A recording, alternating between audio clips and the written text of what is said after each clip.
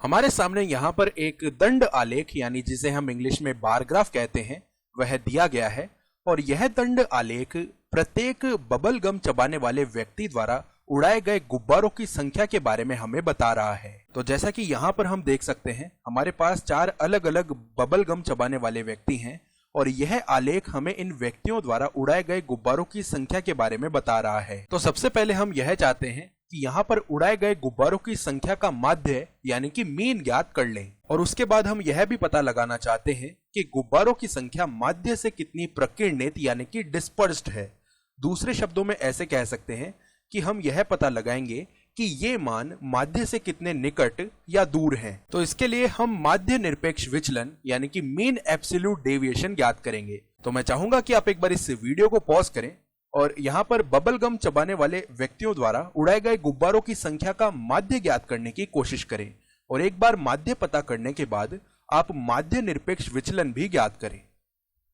तो मैं उम्मीद करता हूं कि आपने स्वयं से कोशिश की होगी। तो चलिए हम सबसे पहले माध्य लिख लेते हैं। तो माध्य ज्ञात करने के लिए हम इन चारों बबल गम चबाने वाले व्यक्तियों द्वारा उड़ाए गए गुब्बारों की संख्याओं का योग लिखेंगे बटा यहाँ प्रेक्षण बिंदुओं की संख्या लिख लेंगे। तो देखिए मैनुअला 4 गुब्बारे उड़ाती है, सोफिया 5 गुब्बारे उड़ाती है, जेडा 6 गुब्बारे उड़ाती है और तारा 1 गुब्बारा उड़ाती है। तो अगर हम इनका योगफल ज्ञात करते हैं तो हमें मिलेगा 4 + 5 + 6 + 1 और बटा यहां पर देखिए कुल मिलाकर 1 2 3 4 यानी 4 व्यक्ति हैं तो प्रेक्षण बिंदुओं की संख्या 4 हो जाएगी। अब अगर इन्हें हम जोड़ते हैं तो 4 + 5 यानी कि 9, 9 + 6 करने पर 15 मिलेगा, 15 + 1 यानी कि 16 है। तो यह 16 बट्टा 4 आएगा जो कि 4 के बराबर होता है। तो यह हमें माध्य मिल गया है। इसे हम चाहें तो यहां पर रेखा खींचकर कुछ इस तरह से दर्शा सकते हैं। तो यह उड़ाए गए गुब्बारों की संख्या का माध्य मान यानी कि मीन वैल्यू हमें मिल गया है। अब अगर हम यहां पर माध्य निरपेक्ष विचलन यानी मीन एब्सोल्यूट डेविएशन ज्ञात करना चाहते हैं तो इसे हम मैड से दर्शा सकते हैं यानी मीन एब्सोल्यूट डेविएशन। अब यह ज्ञात करने के लिए इन प्रेक्षण बिंदुओं के जो माध्य से विचलन है हमें उन विचलनों का माध्य ज्ञात करना पड़ेगा।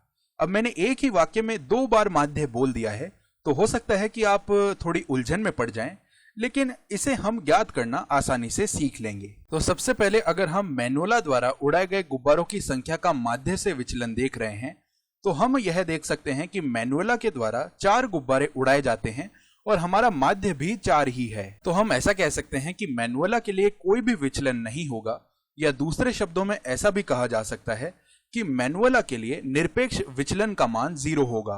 ऐसा इसलिए है क्योंकि माध्य भी 4 ही है और मैनुअला द्वारा उड़ाए गए गुब्बारों की संख्या भी 4 ही है। तो हम लिख सकते हैं कि मैनुअला के लिए जो निरपेक्ष विचलन है वह 0 होगा। और अगर हम चाहें तो इसे यहां पर एडी करके भी लिख सकते हैं यानी कि एब्सोल्यूट डेविएशन। तो मैनुअला के लिए जो निरपेक्ष विचलन यानी कि एब्सोल्यूट डेविएशन का मान है वह 0 है। और इसके बाद अगर हम सोफिया के बारे में बात करते हैं तो सोफिया के द्वारा उड़ाए गए गुब्बारों की जो संख्या है वह 5 है और यह मान इस माध्य से 1 ऊपर है। अब हम 1 ही कहेंगे, हमें इस बात से मतलब नहीं है कि यह 1 नीचे है या 1 ऊपर है, क्योंकि हम यहाँ पर निरपेक्ष विचलन की बात कर रहे हैं। तो हम लिख सकते हैं कि सोफिया के लिए जो एब्सोल्यूट डेविएशन है वह 1 आ जाएगा। तो यहाँ हम +1 लिख देंगे। अब इसके बाद जेडा द्वारा उड़ाए गए गुब्बारों की संख्या 6 है जो कि इस माध्य से 2 ऊपर है। तो जेडा के लिए निरपेक्ष विचलन 2 आ जाएगा। तो यहाँ हम +2 लिख देंगे। अब इसके बाद तारा द्वारा उड़ाए गए गुब्बारों की संख्या है हमारे पास 1 जो कि इस माध्य से 3 नीचे है। तो तारा के लिए जो निरपेक्ष विचलन है वह 3 आ जाएगा। तो यहाँ हम +3 लिख देंगे। अब इसके बाद मैड में इस m का अर्थ है माध्य। तो यहाँ पर प्रेक्षण बिंदुओं की संख्या कितनी है? 1 2 3 4 यानी 4 प्रेक्षण बिंदु है। तो माध्य लेने के लिए हम बट्टा 4 लिख देंगे। ध्यान दीजिए यह 0 तो मैनुअला के लिए निरपेक्ष विचलन के मान को बता रहा है, 1 यहाँ पर सोफिया के लिए निरपेक्ष विचलन के मान को बता रहा है, 2 जेडा के लिए निरपेक्ष विचलन को बता रहा है और यह 3 तारा के लिए निरपेक्ष विचलन के मान को बता रहा है। और इनका माध्य ज्ञात करने के लिए हमने इनका योग करके यहाँ 4 से भाग लगा दिया है। अब अगर हम इनका योग करते हैं तो 0 + 1 यानी कि 1 आएगा। 1+2 यानी कि 3 और 3+3 यानी कि 6। तो यह हमें 6/4 मिलेगा। और अगर हम अंश व हर दोनों में 2 का भाग लगा देते हैं तो यह हमें 3/2 मिल जाएगा। और 3/2 को हम कुछ ऐसे लिख सकते हैं, 1 सहित 1/2, या इसे चाहे तो हम 1.5 भी लिख सकते हैं। तो इस तरह से यह हमें हमारा माध्य निरपेक्ष विचलन मिल गया है। और यह माध्य निरपेक्ष विचलन हमें इस बात का ज्ञान कराता है कि ये प्रेक्षण बिंदु हमारे माध्य 4 से कितने निकट या कितने दूर हैं। अब हो सकता है कि आप में से कुछ लोग यह सोचें कि हमें तो लग रहा था कि इस माध्य निरपेक्ष विचलन के लिए कोई सूत्र आ रहा होगा या फिर यह काफी जटिल होगा। हो सकता है आपके दिमाग में यह आए कि हमने यहाँ पर सभी निरपेक्ष मान के चिन्हों का प्रयोग किया है। तो इस प्रकार के सवाल आपके दिमाग में आ सकते हैं। तो मैं आपको बता दूं कि हमने यहाँ पर वही काम किया है। निरपेक्ष मान के चिन्हों का प्रयोग करके हम इन्हीं प्रेक्षण बिंदुओं को एक अलग तरीके से देख रहे होते हैं।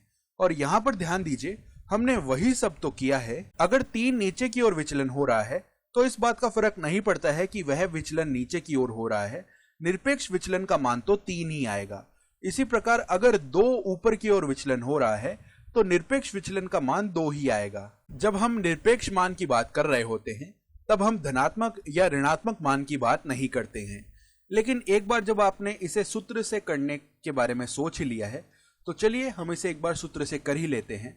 तो अगर हम यहाँ पर माध्य निरपेक्ष विचलन ज्ञात करना चाहते हैं तो सबसे पहले मैनुअला द्वारा उड़ाए गए गुब्बारों की संख्या 4 है, तो निरपेक्ष मान में हम 4 लिखेंगे, माइनस यहाँ पर जो माध्य है वह भी 4 ही है। तो निरपेक्ष मान में 4 - 4 आ जाएगा, प्लस सोफिया द्वारा उड़ाए गए गुब्बारों की संख्या 5 है, तो निरपेक्ष मान, और यहाँ पर हम 5 माइनस माध्य लिखेंगे जो कि 4 है, फिर प्लस जेडा द्वारा उड़ाए गए गुब्बारों की संख्या हमारे पास 6 है, तो निरपेक्ष मान में हम 6 माइनस माध्य यानी 6 - 4 लिख देंगे, प्लस तारा द्वारा उड़ाए गए गुब्बारों की संख्या है हमारे पास 1, तो निरपेक्ष मान में हम 1 माइनस माध्य यानी कि 4 लिख देंगे, और इस सब के बट्टा में हम लिखेंगे प्रेक्षण बिंदुओं की संख्या जो कि यहाँ पर 4 है, तो बट्टा 4 हो जाएगा। अब देखिए 4 - 4 0 होता है और 0 का निरपेक्ष मान भी 0 ही आता है, यानी यह मान 0 बन जाएगा। और गौर कीजिए यहाँ पर भी हमारे पास 0 ही था। उसके बाद 5 - 4 1 होता है और 1 का निरपेक्ष मान भी 1 ही आ जाता है।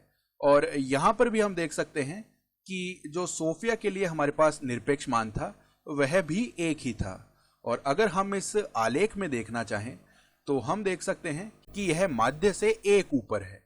अब उसके बाद 6 - 4 2 होता है और 2 का निरपेक्ष मान भी 2 ही आ जाता है।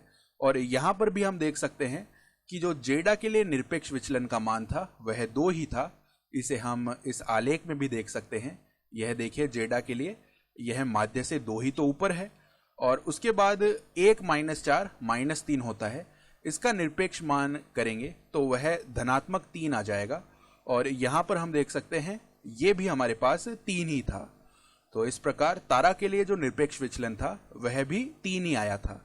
और जब हम इनका योग करके बट्टा 4 करेंगे तो हमें 1.5 मिल जाएगा, यानी हमारा माध्य निरपेक्ष विचलन हमें मिल जाएगा। तो कुछ इस तरह से हमने माध्य निरपेक्ष विचलन पर आधारित यह उदाहरण कर लिया और उम्मीद करता हूं कि मुझे यह जितना रोचक लगा है आपको भी यह उतना ही रोचक लगा होगा।